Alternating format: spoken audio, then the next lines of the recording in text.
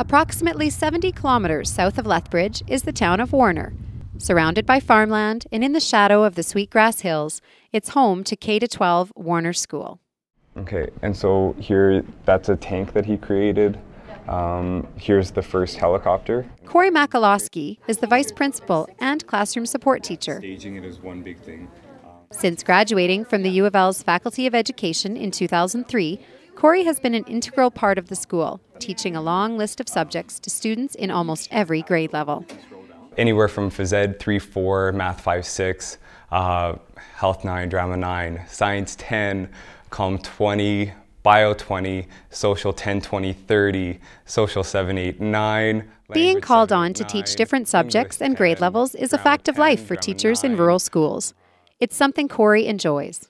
I've been kind of ruined for a city school because I like the change. I like having to go from, having a Phys Ed 3-4 class to teaching a Social 20 class to then go to a LA 7-8 class. And it really keeps me on my toes and it keeps the students aware of what's going on. And they really call me if I mess up on one day and they're like, wrong class, wrong class. So again, the Italian humanism... Corey says it was the Faculty of Education's teacher preparation course that equipped him for this career.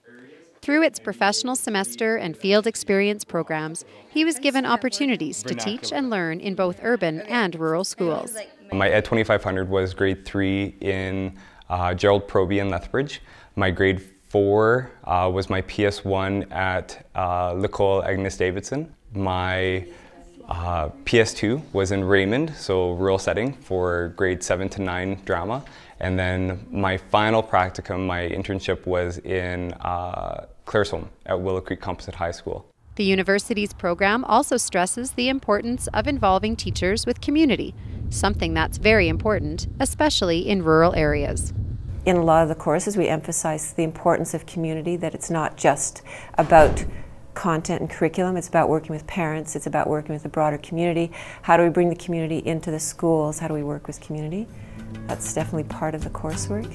The workload for teachers in rural schools is often quite large.